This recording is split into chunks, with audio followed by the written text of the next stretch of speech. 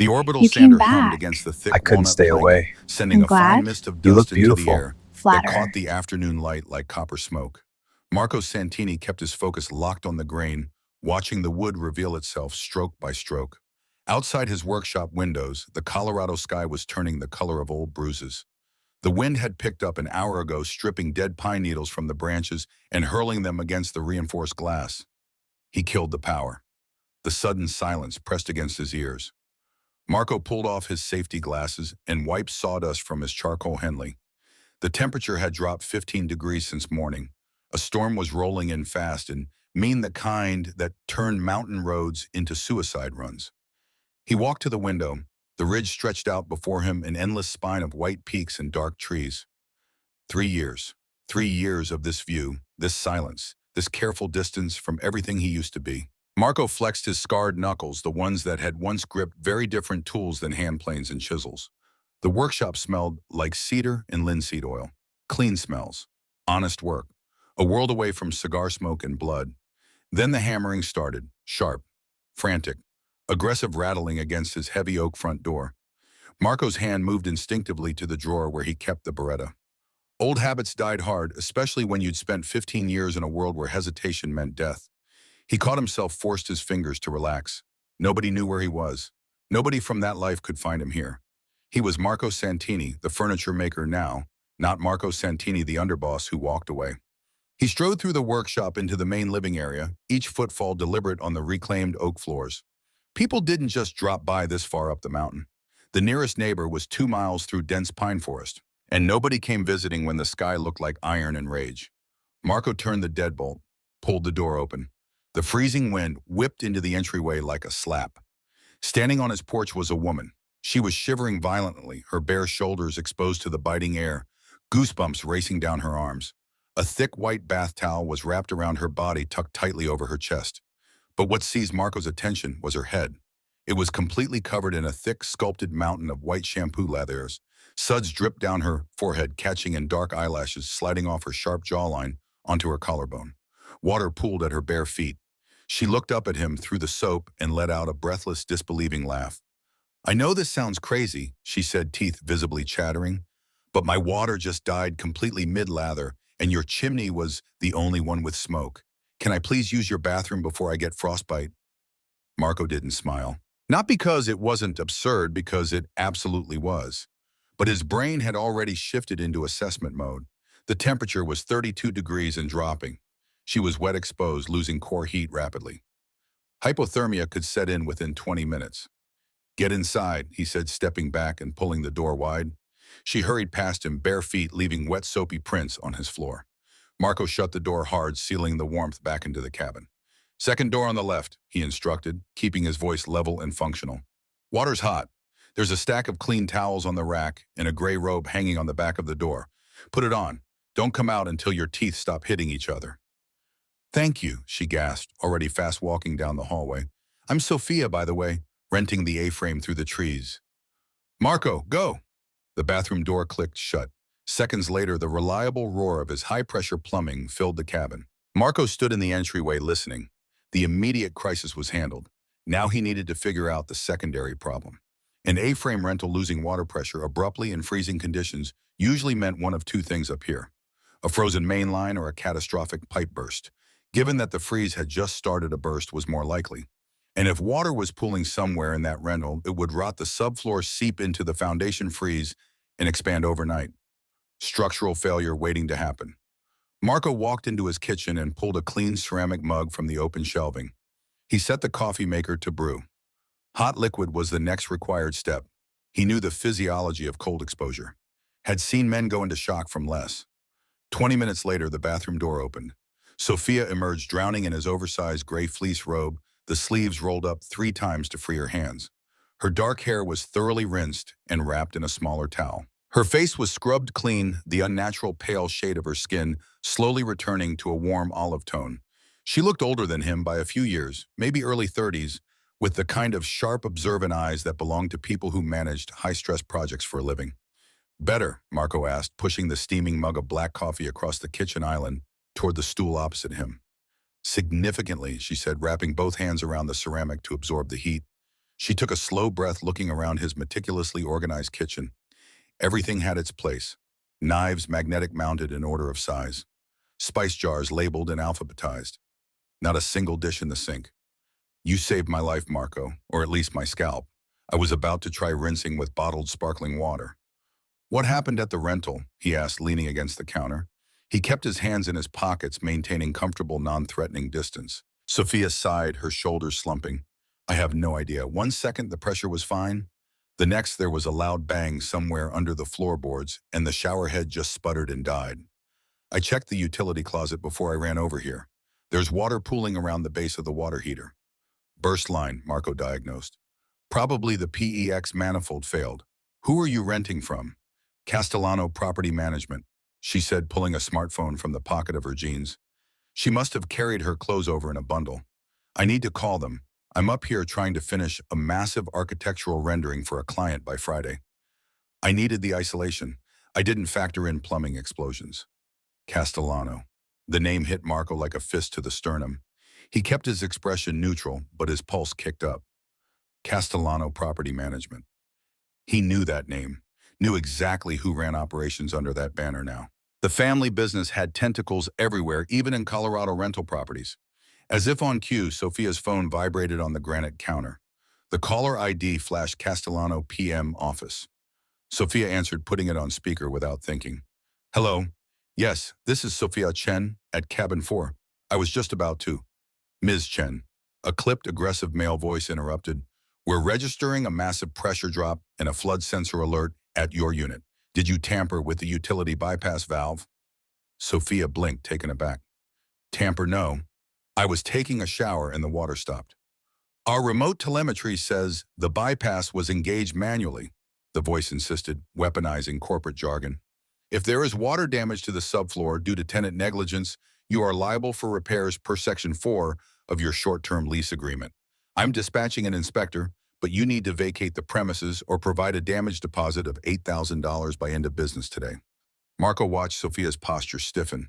The panic wasn't about the water anymore. It was about the leverage being applied. I didn't touch any valve, she said, her voice tight. I'm sitting here working on a deadline. We will evaluate that when Mr. Russo arrives, the representative said coldly. We advise you to secure the deposit. Good day. The line went dead. Sophia stared at the phone. $8,000. I don't have that. This freelance contract is supposed to pay my rent for the next 3 months. Marco didn't offer sympathy. Empathy didn't fix structural failures. But Russo, that name confirmed his worst suspicion. Vincent Russo, the man who'd taken his place when he walked away. Castellano relies on automated telemetry, Marco stated, pushing off the counter. Sensors fail all the time. But if water is pooling on that subfloor, it's going to rot the joists and freeze expanding and cracking the foundation. That's what they'll bill you for. He walked to the mudroom and pulled on his heavy insulated Carhartt jacket. He strapped on his leather tool belt, checking the pockets by muscle memory. Utility knife, speed square, impact driver, headlamp. What are you doing? Sophia asked, watching him gear up. Going to your cabin, he said, tossing her a spare winter coat from the rack. Put that on over the robe. We need to shut off the main before you owe Castellano a new foundation. The walk through the pine trees was brutal. The storm had fully arrived, dumping a mix of sleet and heavy snow that stung exposed skin. Marco walked ahead, breaking the wind for her. When they reached Sophia's A-frame, the problem was obvious.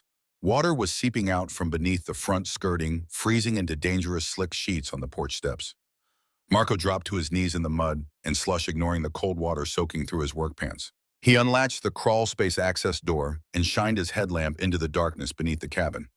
Stay up there, he ordered, his voice rising just enough to carry over the wind. He army crawled into the 2-foot clearance. The smell of wet earth and oxidized copper was thick. His beam cut through the gloom, highlighting the disaster. The main intake pipe had sheared completely off the brass fitting. It wasn't tenant negligence. It was a cheap, improperly crimped PEX ring that had finally given out under mountain water pressure. Water was spraying wildly, washing away the dirt around a key load-bearing concrete pier. If that pier shifted, the A-frame would sag. Cracked drywall, twisted roofline, structural nightmare. Marco reached the main shutoff valve and wrenched it closed. The spraying stopped instantly, leaving only the sound of dripping water and the howling wind outside. But the pier was already compromised. The mud was too soft. He needed to stabilize it now, or Castellano would absolutely blame Sophia for the structural shift. He shimmied backward out of the crawl space, standing up and wiping freezing mud from his jaw. "Water's off," he told Sophia, "but the ground around a main support is washing out." He didn't wait for her to panic. Marco jogged over to the side of the property where a stack of landscaping timber sat rotting. He selected 3 solid 6x6 posts, hoisted them onto his shoulder, and carried them back. He grabbed his impact driver and a box of heavy lag screws from his pouch. For the next 20 minutes, Marco worked in the freezing sleet. He cut the timbers to length using a handsaw, the physical exertion keeping his core warm.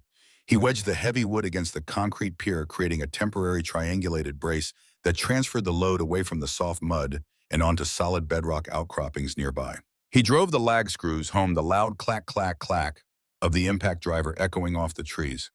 He grabbed the pier and shoved it with his entire body weight. It didn't budge a millimeter. Solid.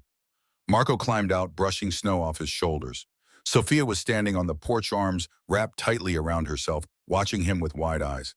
"The foundation is secure," Marco reported, strictly factual. "The pipe failure is a clean shear on a PEX crimp. Mechanical failure, not manual tampering. I took photos of the fitting with timestamps. Castellano can't charge you a dime." Sophia let out a shaky exhale, leaning back against the siding. "I don't know how to thank you. Let me pay you for your time. Whatever an emergency call-out costs." "I don't do emergency plumbing," Marco said flatly. "I build furniture. Keep your money." He looked up at the sky. The snow was falling in thick, blinding curtains now. The private dirt road leading down the mountain was already buried under 6 inches of white. "We have a bigger problem." Sophia followed his gaze. "The road. It's impassable," Marco confirmed, "and it's going to stay that way for at least 3 to 5 days, depending on how bad this storm gets. You have no water, and the heat in this unit runs on a boiler system that just lost pressure. It's going to be freezing in here in 2 hours." Sophia's jaw tightened. She was calculating her options, realizing she had none. Marco respected that she didn't complain or cry. She just assessed the data. "Pack your laptop, your files, and enough clothes for a week," he said, setting the boundary clearly to avoid any misunderstanding. "My cabin runs on a closed-loop geothermal system and an independent well. I have a guest room with a lock on the door. You'll stay there until the plow clears the road. We stay out of each other's way. You do your work, I do mine." She looked at him, searching his face for any hidden agenda. Finding none in his tactical, deadpan expression, she nodded once. "Give me 5 minutes." By the time they made it back to Marco's cabin, the sun had fully set, plunging the mountain into total darkness. The interior of his home felt like a sanctuary. 72 degrees, smelling of cedar and clean air. Marco directed her to the guest room at the end of the hall. "Bathroom is yours, kitchen is shared. I wake up at 5 a.m. to work in the shop. The walls are insulated so the noise shouldn't bother you. If you need something, ask. Don't guess." "Understood," Sophia said, dropping her duffel bag onto the bed. She looked at the stark, minimalist room. "You really like your space, don't you, Marco?" "I like predictability," he corrected. "Good night, Sophia." Marco retreated to his side of the house, feeling the familiar, uncomfortable tightening in his chest. He lived alone for a reason. He built things that lasted centuries because people rarely did. Introducing chaos, even quiet, polite chaos, into his routine felt like a threat to the carefully constructed architecture of his life. He locked his bedroom door out of habit and stared at the ceiling for a long time before sleeping. The next morning, routine established itself through necessity. The power flickered twice before stabilizing, a reminder of the storm still raging outside. Marco made a pot of coffee at 5:30. When he came back into the kitchen at 7 for a refill, Sophia was already sitting at the kitchen island. She had her laptop open, a tablet beside it, and a scatter of architectural blueprints weighted down by coffee mugs. She was wearing an oversized gray sweater, her dark hair pulled into a messy knot, secured by a pencil. She looked thoroughly miserable. Marco paused, observing. She was rubbing the back of her neck with one hand while trying to operate a trackpad with the other. The bar stools at his kitchen island were designed for quick meals, not 10-hour drafting sessions. Her posture was completely compromised. He didn't ask if she was okay. He didn't offer a massage. Marco walked back into the shop. He spent the next 45 minutes going through his scrap bin. He found a beautiful wide offcut of black walnut. He planed it down to a smooth 3/4-inch thickness, sanded the edges until they felt like glass under his fingertips, and attached a firm angled wedge of dense foam he used for upholstery beneath it. He routed a shallow groove near the top edge to hold a tablet or a pen. Marco walked back into the kitchen. Sophia was still rubbing her neck, eyes narrowed at a complex structural rendering on her screen. He stepped beside her and placed the walnut lap desk onto the counter. Sophia jumped slightly, looking at the polished wood. "What is this?" "Your ergonomics are terrible," Marco stated, pulling one of the comfortable low-backed armchairs from the living room and sliding it to the edge of the island. "You're stressing your C7 vertebra. Sit in the chair, put this across your lap. The angle will keep your wrist neutral in the screen at eye level." She looked from the custom lap desk to him. "You just built this just now." "It's scrap wood," Marco deflected, turning his back and walking to the coffee pot. "Use it." He heard the scrape of the chair. A few seconds later, a soft, relieved sigh filled the kitchen. "Oh my God," Sophia whispered. "That is infinitely better, Marco. Thank you." "Don't mention it," he said, keeping his focus on the black liquid pouring into his mug. For the rest of the day, they existed in functional orbit. Marco worked in the shop, leaving the door open so heat would circulate. He could hear the rapid clicking of her keyboard. She could hear the rhythmic bite of his handplanes. Two professionals entirely consumed by their craft. It was the first time in Marco's life he had shared his space with someone who didn't demand his attention, who didn't need to fill the silence with useless chatter. It was dangerous. It made the cabin feel balanced. That evening, Marco stood at the stove searing two steaks in cast iron when his phone buzzed. He glanced at the screen. Unknown number. He almost ignored it, but something made him answer. "Yeah, Marco." The voice was smooth, familiar. Too familiar. "It's been a while." Vincent Russo. Marco's grip tightened on the phone. He walked into the mudroom out of Sophia's earshot. "What do you want, Vincent?" "Just checking in on old friends. Heard you're up in the mountains now. Furniture making. Very peaceful. Very quiet." Marco's jaw clenched. "How did you get this number?" "Please, you know how this works. I run the family businesses now, all of them, including Castellano Property Management. Nice little portfolio. We acquire distressed assets, rental properties, but people who can't pay their debts. Stay on point. There's a woman, Sophia Chen, architect. She's renting one of our A-frames near you. Had a little plumbing issue today. We're going to need to collect on that damage." Marco's blood went cold. "The pipe failed mechanically. I have proof." "Proof doesn't matter, Marco. What matters is leverage. She owes us money. We intend to collect. Unless, of course, you want to get involved. But that would mean stepping back into this world. And you worked so hard to leave." The line went dead. Marco stood in the mudroom staring at his phone. Vincent knew exactly where he was, knew about Sophia. This wasn't coincidence. This was a message. He walked back into the kitchen. Sophia was focused on her screen, completely unaware. Marco looked at the Castellano property logo on one of her documents. The stylized C with the crown. His father's old design. Now Vincent's toy. 3 years. 3 years of peace.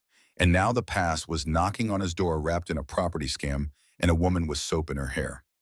Marco set his phone down and turned back to the stakes. He had a choice to make.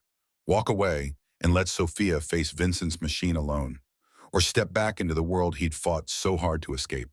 He looked at the lap desk he'd made for her, at the careful way she'd arranged her workspace, at the determined set of her jaw as she worked. Not everyone who knocked on your door was a threat. Sometimes they were a test. Marco made his decision.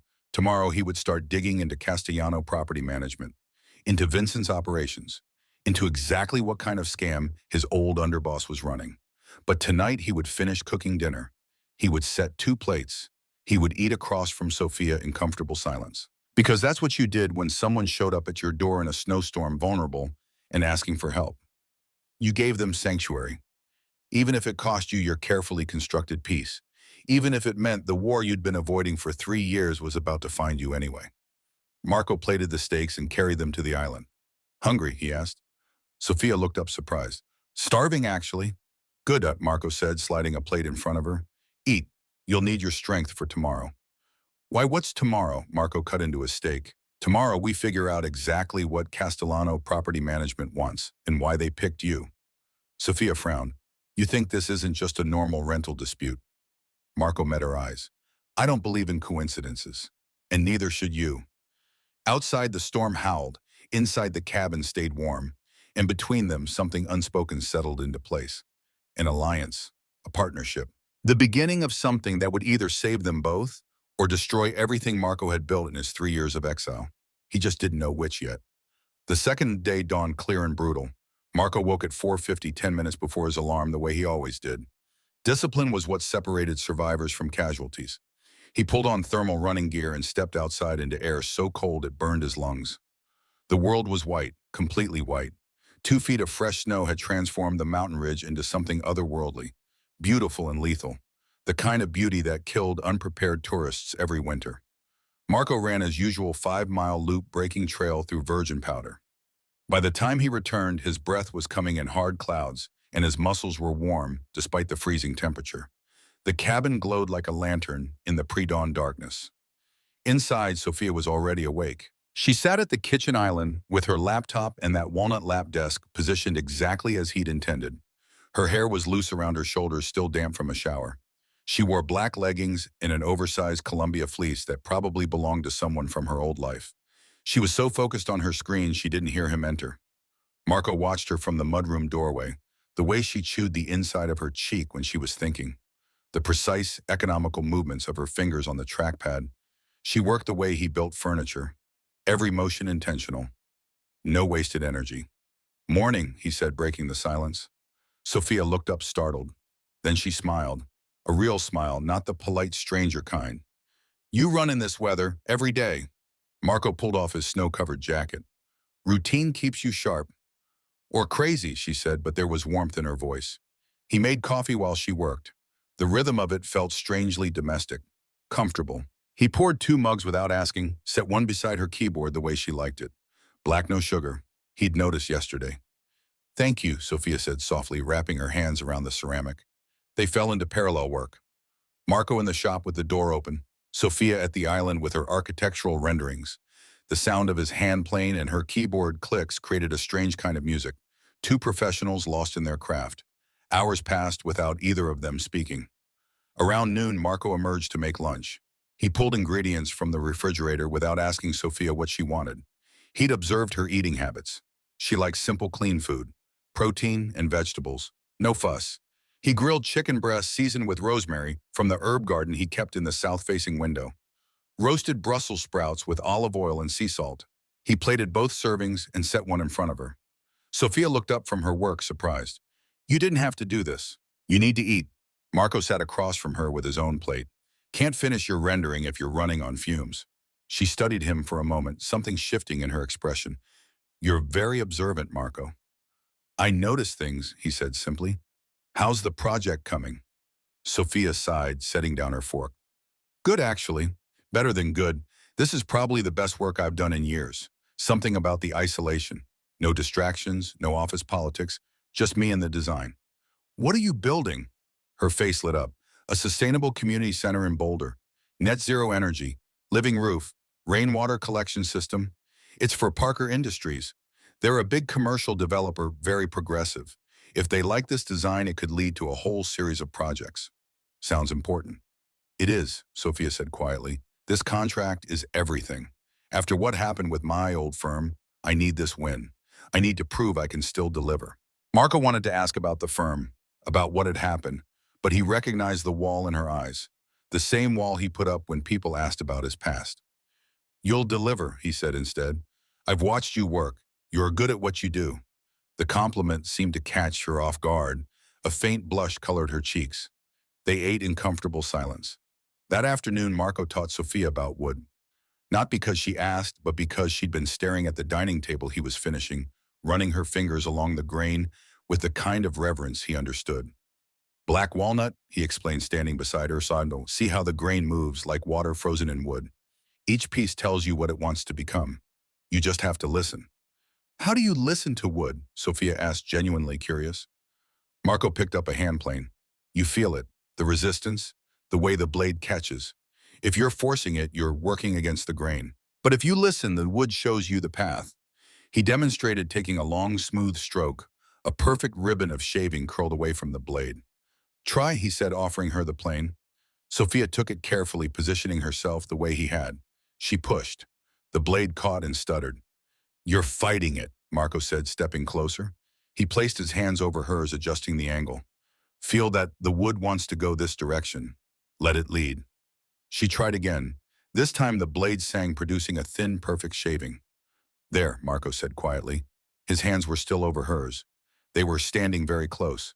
He could smell her shampoo, something clean and citrus. Sophia turned her head slightly, looking at him. Their faces were inches apart. Marco stepped back, releasing her hands. "You're a natural," he said, his voice rougher than intended. "Good teacher," Sophia replied. Something had shifted in the air between them, something neither of them was ready to name yet.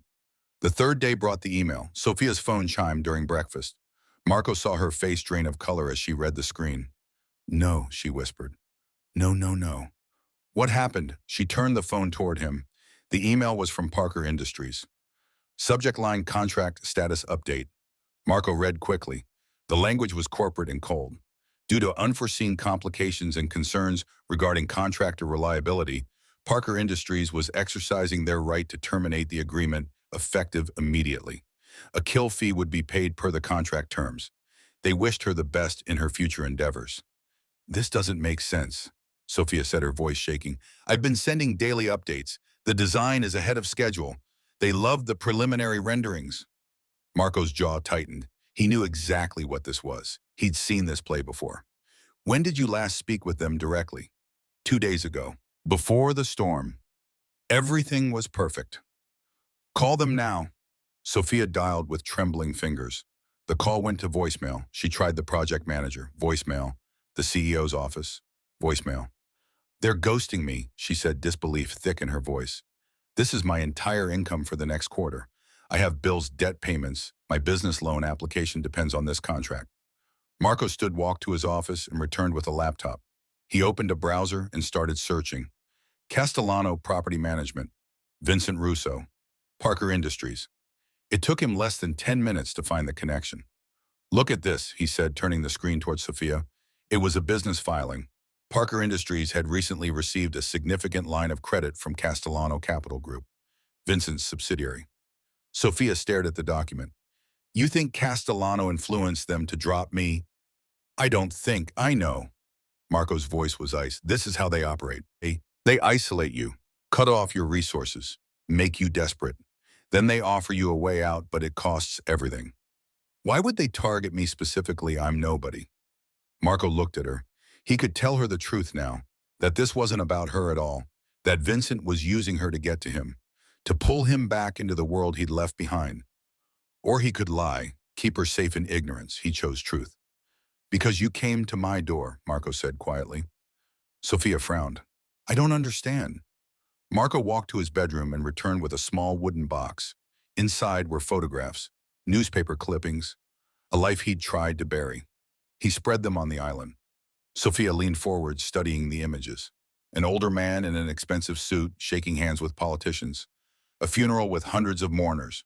A headline, "Don Santini dead at 67, end of an era." And in several photos standing just behind the Don, a younger man with dark hair and cold eyes. Marco. Sophia looked from the photos to his face, back to the photos. Her expression shifted from confusion to understanding to something close to fear. "You're his son," she said. "You're Don Santini's son." "Was gone by him," Marco corrected. "I walked away 3 years ago. My father wanted me to take over. I refused. I came here to build furniture and be left alone." "And Castellano Property Management. Vincent Russo runs it now. He was my father's captain.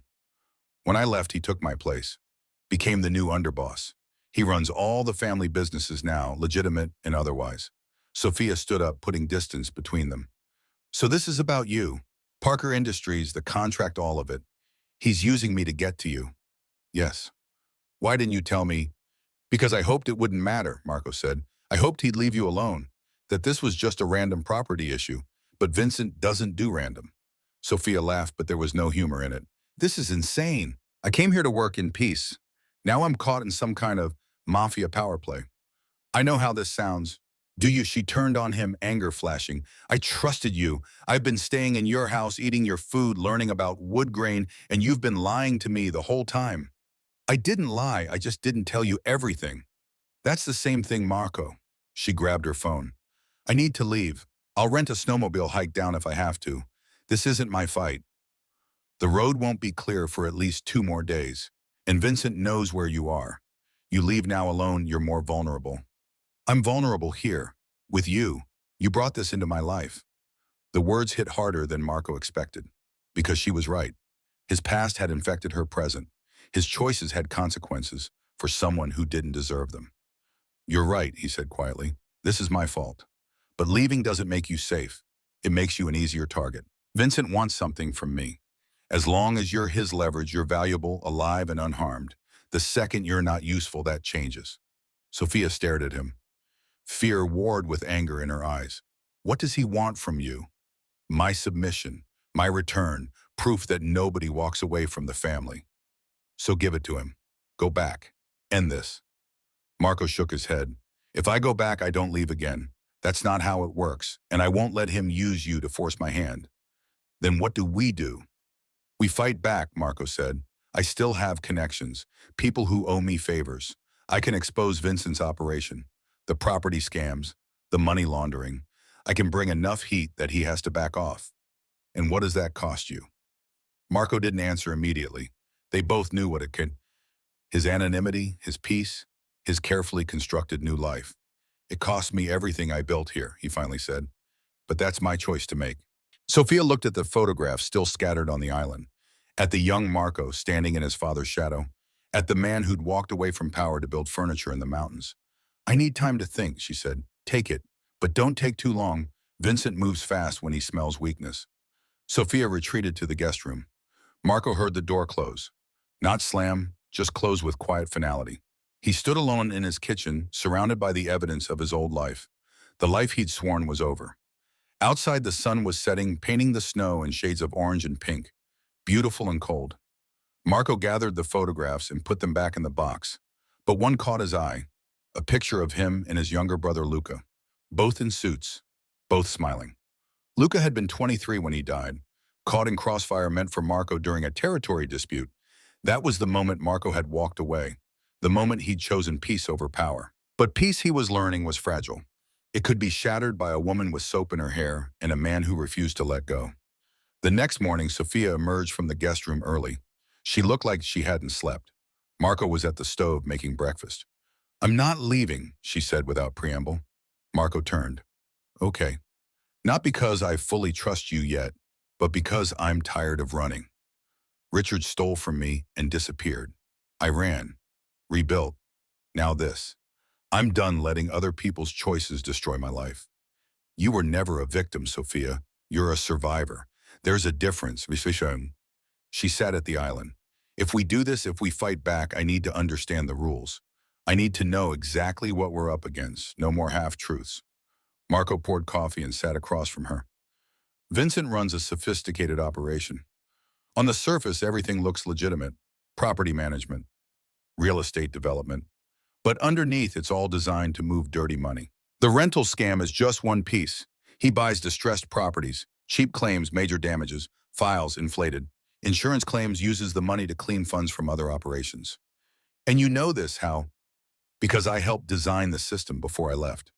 Sophia absorbed this. So you weren't just your father's son. You were part of it. Active. Yes, Marco said. I'm not going to pretend I was some innocent bystander. I made choices, did things I'm not proud of. When Luca died, I saw the end of that road. I chose differently. Can you really expose Vincent without implicating yourself? I have documentation, insurance, recordings, things I kept as leverage in case the family ever came after me. I never thought I'd have to use them. And if you use them, Vincent goes down, but you expose yourself in the process. Not back into that world, just close enough to burn it down. Sophia traced the rim of her coffee mug. He called you, didn't he, that first night? The phone call you took in the mudroom. Marco nodded. He knows you're here, knows I helped you. This whole thing is designed to force my hand. Then let's force his instead. Something fierce had entered Sophia's eyes. Marco recognized it.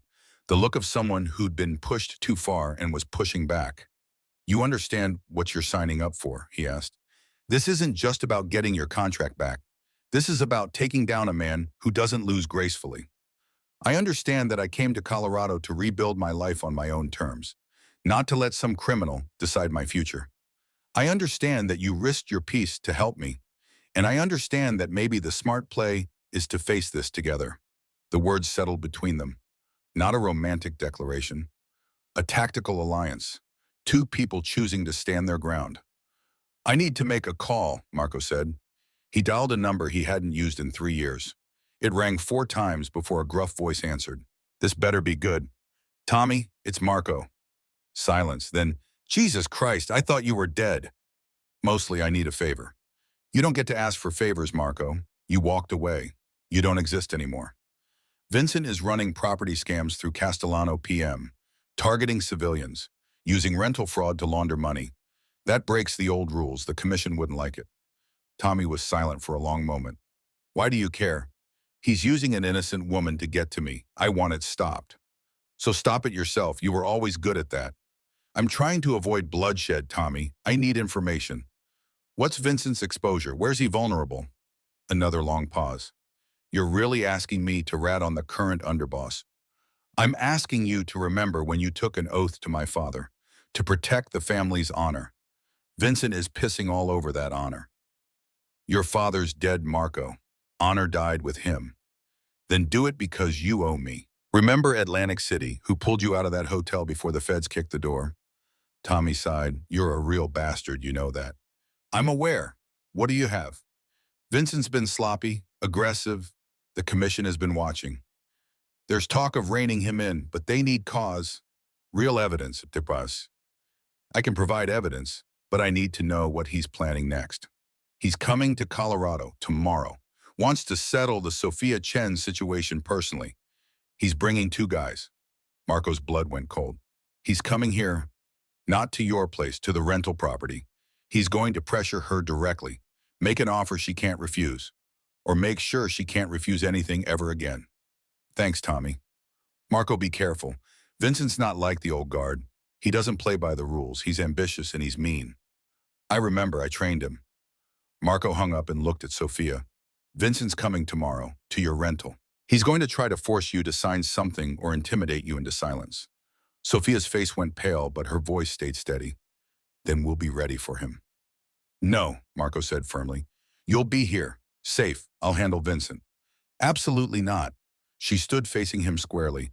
You don't get to protect me by sidelining me. That's not how this works. Sophia, don't. Her voice was steel. You told me the truth about who you are. Now I'm telling you the truth about who I am. I don't hide.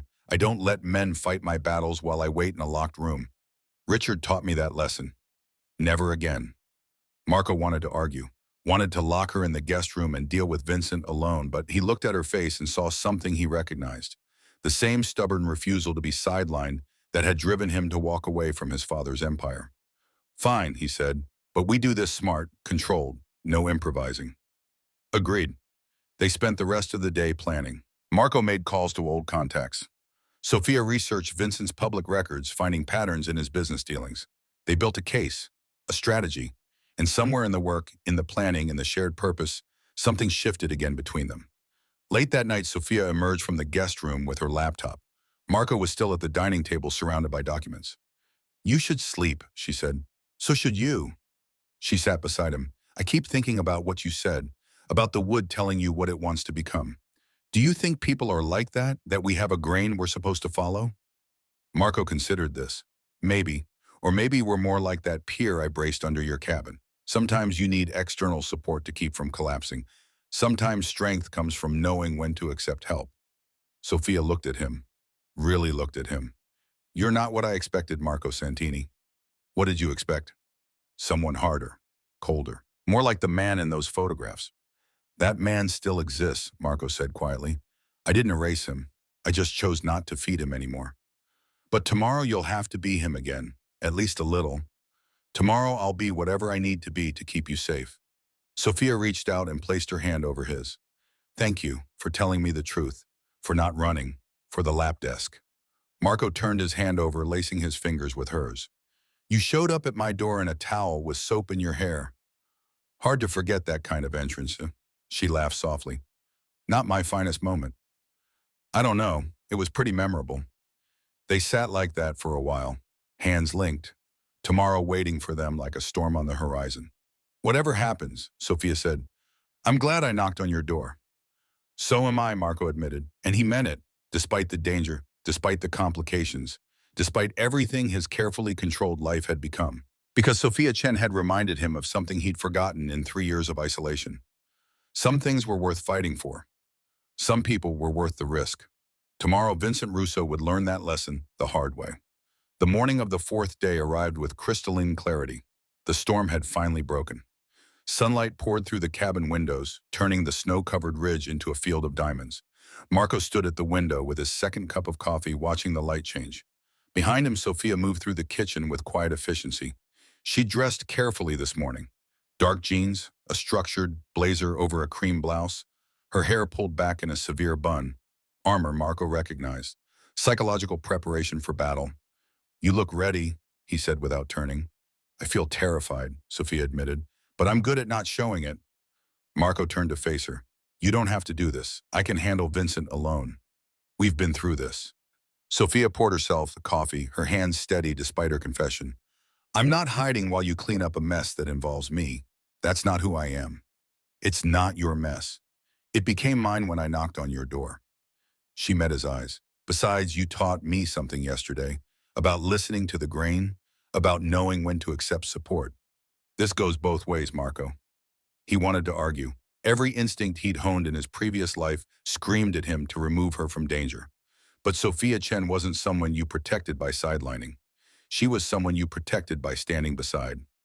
"Vincent will arrive around noon," Marco said, checking his watch. "Tommy confirmed he's driving up in a Range Rover. 2 associates. He'll want to meet at your rental neutral ground." "Except it's not neutral, it's his property." "Exactly. Which is why we're going to control the environment." Marco pulled out his phone and showed her photographs he'd taken yesterday evening. "I installed motion-activated cameras around the perimeter, audio recording. Everything he says will be documented." Sophia studied the images. "How did you do this without me noticing?" "You were focused on your research. I went out after you went to bed." "You didn't sleep." "I rarely do." Marco set his phone down. "The cameras feed to a cloud server. Even if Vincent finds them and destroys them, the footage is already backed up. Evidence." "Evidence for what? We're not going to the police." "No," Marco agreed. "We're going somewhere more effective, the commission." Sophia frowned. "I thought that was just movie stuff." "It's real. A council of family heads who maintain order, set rules, adjudicate disputes. My father sat on it for 20 years. When he died, the seat went to Anthony Gallo from Boston. Tony and my father were close. He doesn't like Vincent. And you think this commission will care about rental fraud? They'll care that Vincent is breaking the old codes. We don't prey on civilians. We don't draw unnecessary attention. We don't make the organization look like common criminals. Vincent is doing all three. I have the evidence. Tommy's testimony. Your case. It's enough to force a ruling." Sophia absorbed this. "So we're not just protecting me. We're taking him down completely. We're removing his power, making him irrelevant. It's cleaner than the alternative." The alternative hung unspoken between them. Violence, the old way, the way Marco had left behind when Luca died. "I'm glad you chose this path," Sophia said quietly. "So am I." They drove to Sophia's rental in Marco's truck, chains biting into the packed snow. The A-frame looked abandoned, windows dark, the temporary foundation bracing Marco had installed, still holding firm. He parked 100 yards away, hidden behind a stand of pine trees. "We wait here," Marco said. "Let Vincent arrive first. Let him think he's in control." "How long, Owen?" "Not long." 10 minutes later, a black Range Rover with tinted windows crawled up the private road. It parked directly in front of the A-frame. 3 men emerged. Vincent Russo stepped out first. He was 42 but looked older, with silver threading through his dark hair and deep lines around his mouth. Expensive suit, cashmere overcoat, Italian leather shoes completely wrong for Colorado snow. He moved like a man who expected the world to accommodate him. The 2 associates were younger. Muscle. They scanned the area with professional paranoia before nodding to Vincent. Marco watched through binoculars. He's overconfident, brought show instead of substance. Is that good for us? It means he doesn't expect real resistance. He thinks I'm still the Marco who walked away. Passive. Defeated. Are you? Marco lowered the binoculars and looked at her. Not even close. They waited another 5 minutes.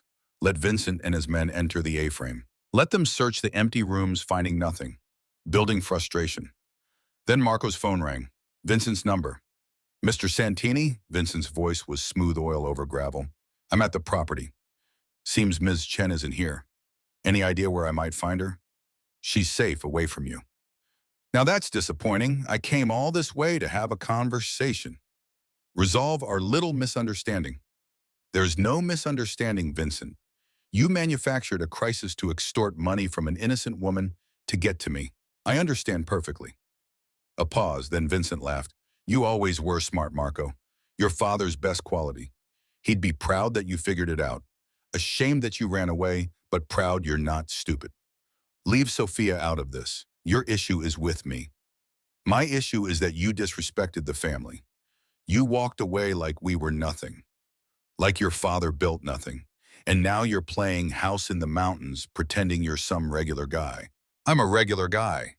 No, Vincent said, his voice hardening. You're Don Santini's son. That's in your blood, in your bones. You don't get to erase it by sanding wood and living in isolation. The family is forever, Marco. You taught me that. I taught you a lot of things. Apparently, loyalty wasn't one of them. Loyalty? Vincent's laugh was bitter. You want to talk about loyalty? You abandoned us, left me holding the pieces. I built this empire from the wreckage you left behind. You built a sloppy operation that breaks every rule my father established. You prey on civilians. You draw heat. You make us look like common thugs. Times change. Your father's old ways were soft, inefficient. Those old ways kept us protected for 40 years. Your new ways will destroy us in 4. Silence on the line. Marco could hear Vincent breathing. Here's how this ends, Vincent finally said. You come to the A-frame. We talk, man to man. You convince me that Msoasu Chen isn't a liability and maybe I let this go. Or you keep hiding and I make her disappear. Her contract, her reputation, her life, your choice. I'll be there in 10 minutes, Marco said. Lone, you touch her and everything I know about your operation goes to the FBI, the IRS, and the Commission. Understand? Perfectly. Marco hung up. Sophia was staring at him. You're not actually going there alone. No, Marco agreed. We're both going, but not the way he expects.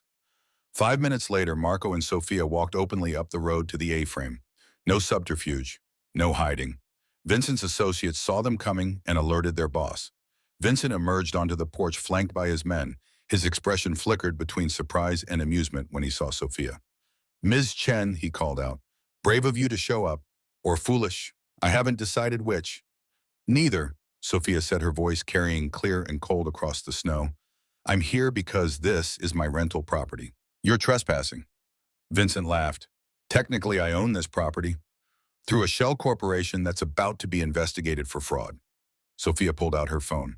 I've filed complaints with the Colorado Attorney General's office, the Better Business Bureau, and the Federal Trade Commission. Your business practices constitute a clear pattern of rental fraud, insurance scams, and predatory lending. Vincent's smile tightened. Strong words from someone who can't afford a lawyer. Who said I can't afford a lawyer? Sophia held up her phone. I'm currently on a 3-way call with the state AG's Consumer Protection Division. They're recording this conversation. Want to keep talking? Vincent's eyes narrowed. He looked at Marco. You think you're clever bringing lawyers into family business. This isn't family business, Marco said, stepping forward. This is you running a scam that violates every code my father established. You want to know what's clever? I spent the last 3 days documenting your entire operation. Bank records, wire transfers, shell companies, insurance claims, of it. You don't have access to that information anymore. I had access before I left. I kept copies. Insurance, I called it, in case the family decided retirement wasn't an option. Marco pulled a thick envelope from his jacket. This is a summary. The full documentation has been delivered to Anthony Gallo. The commission is reviewing it as we speak. Vincent's face went pale. You went to the commission over this, over you breaking the fundamental rules. We don't prey on civilians. We don't draw federal attention. We maintain the appearance of legitimacy. You violated all 3. The commission takes that seriously. Tony Gallo won't move against me over some rental fraud. He already has. Marco's phone buzzed. He glanced at the screen and held it up. A text from Tommy. It's done. Commission voted. Vincent's out. Vincent grabbed the phone, reading the message. His hand started shaking. They can't do this. I run this territory. I built You built nothing, Marco interrupted, his voice like cut glass. You inherited my father's infrastructure and turned it into a liability. The commission voted unanimously. You're stripped of your position. Castellano Property Management is being dissolved. The assets will be liquidated and distributed according to the original charter. You're out, Vincent. Completely. The two associates exchanged glances. Muscle always knew when to jump ship. They stepped away from Vincent, creating distance. Vincent looked at them, betrayed. You work for me. We work for the family, one of them said. You're not the family anymore. Vincent turned back to Marco, rage and desperation warring in his eyes. You self-righteous bastard. You think you're better than me. You did worse things than I ever dreamed of. Your hands are covered in blood. I know exactly what I am, Marco said quietly. That's why I left. That's why I chose differently. You had the same choice, Vincent. You could have built something legitimate. Instead, you chose this. And now what? You ride off into the sunset with your architect girlfriend, playhouse, and pretend the past doesn't exist. The past exists, Marco said, but it doesn't own me anymore. And it doesn't own Sophia. You're going to sign a document releasing her from all liability related to this property. You're going to restore her contract with the Parker Industries. And then you're going to leave Colorado and never come back. And if I refuse, Ayeto, then the evidence I gave the commission goes to the FBI. You'll spend the next 20 years in federal prison. Your choice, Wisum. Vincent stared at him, the fight drained out of his eyes, replaced by something sadder. Defeat. Your father would hate what you've become, Vincent said. Maybe, Marco agreed. But my brother would understand, and that's enough. 20 minutes later, Vincent signed the documents. His associates witnessed. Sophia recorded everything on her phone, still connected to the Attorney General's office. The legal machinery was already in motion. Parker Industries would reinstate her contract. The damage deposit would be refunded. The fraud complaints would proceed against Castellano Property Management, regardless of Vincent's personal outcome. Vincent climbed into the Range Rover without another word. The vehicle disappeared down the mountain road, taking him out of their lives forever. Marco and Sophia stood in the snow watching until the black SUV was just a speck in the distance. Is it really over? Sophia asked. The immediate threat, yes. Vincent has no power, no resources, no standing. The commission's ruling is absolute. But I've exposed myself. Tommy will keep my location quiet, but others know now that I'm alive, that I intervened. My peaceful anonymity is compromised. Sophia turned to face him. What does that mean for you? Marco looked at the cabin through the trees, at the workshop where he'd built a life from wood in silence and solitude.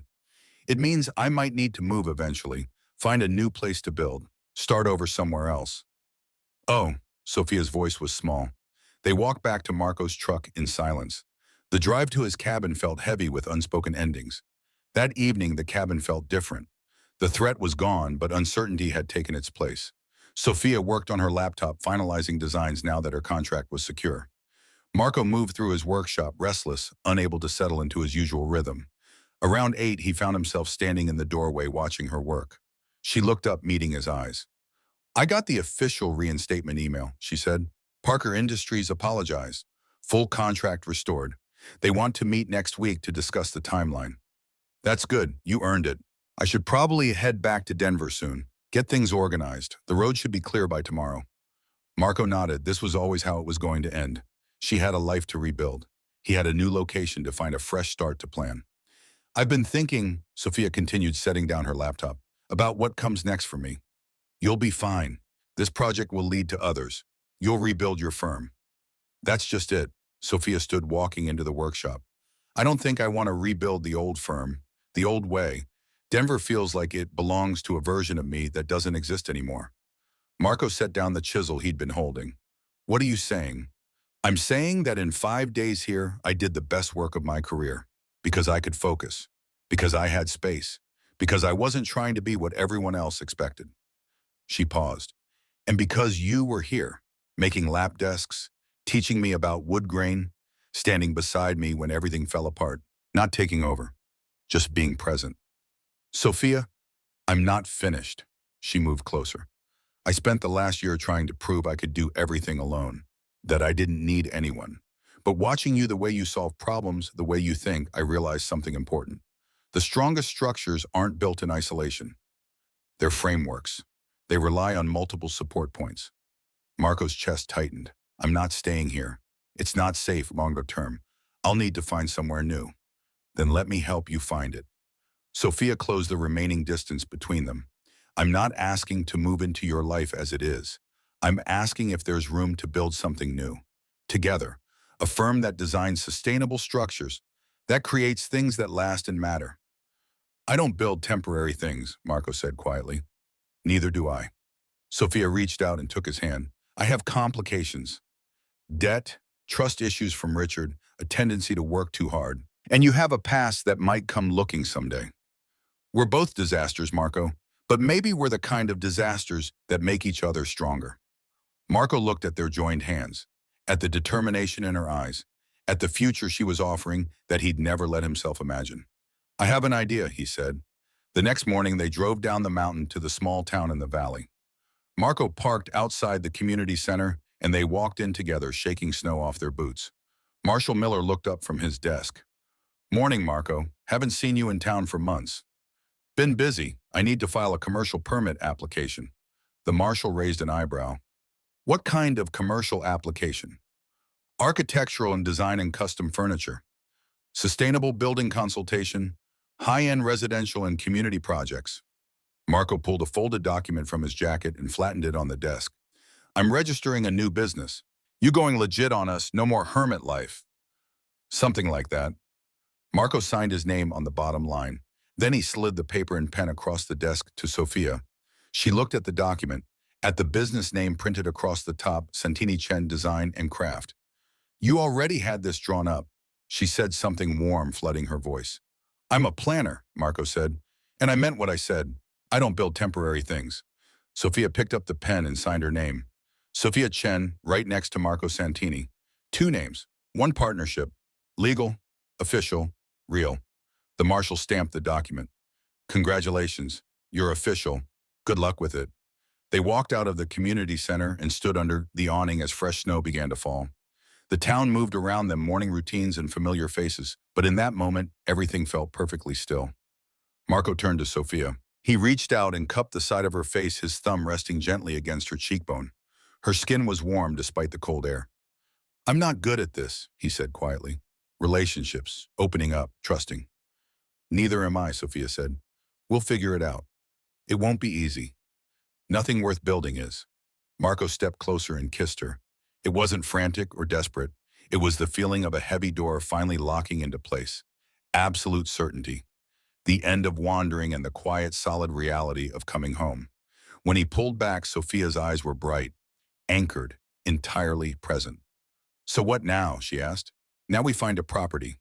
Something with good light, space for a workshop and a design studio. Maybe closer to Boulder since that's where your clients are. Not too close. I like the quiet. Agreed. Marco took her hand. We'll build it together. The right way. Strong foundation. Good bones. Built to last. Like good furniture. Exactly like good furniture. So, 6 months later, Santini Chen Design and Craft operated out of a converted barn outside Boulder. The space had everything they'd envisioned. Large windows flooding the interior with natural light. Sophia's drafting tables at one end, Marco's workshop at the other. The smell of wood and blueprints and strong coffee.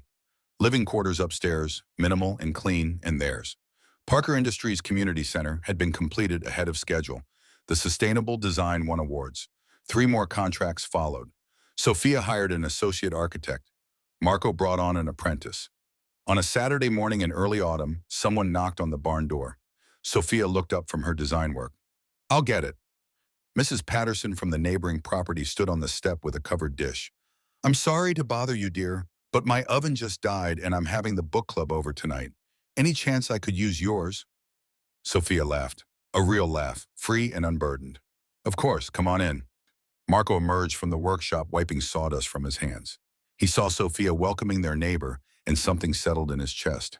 This was what peace looked like. Not isolation, not running, but building something solid enough that you could open the door without fear. After Mrs. Patterson left with warm lasagna and promises of leftovers, Marco and Sophia stood in the doorway watching her cross the field. Remember when I showed up at your cabin with shampoo in my hair? Sophia asked. Hard to forget. Did you ever imagine we'd end up here? Marco pulled her close. No, I imagine spending the rest of my life alone, building furniture for strangers, keeping everyone at arm's length. And now I've learned that strength looks different when it has something real to build around. Sometimes the right person doesn't break your rhythm. They make it steadier. Sophia leaned into him. I learned that partnership isn't weakness, it's multiplication. They stood like that watching the autumn light paint the mountains gold. Inside the barn their life waited. Designs half finished, wood waiting to be shaped. A dining table set for two. It wasn't the life Marco had planned when he left his father's empire. It was better, because Sophia Chen had knocked on his door in a snowstorm, desperate in asking for help. And instead of turning her away, Marco had let her in. And in letting her in, he'd found his way out. Out of the past, out of the shadows, out of the belief that redemption required isolation. Sometimes the right person arrived covered in soap suds, bringing chaos into your carefully ordered world. And sometimes that chaos was exactly what you needed to finally build something that mattered, something that lasted, something called home.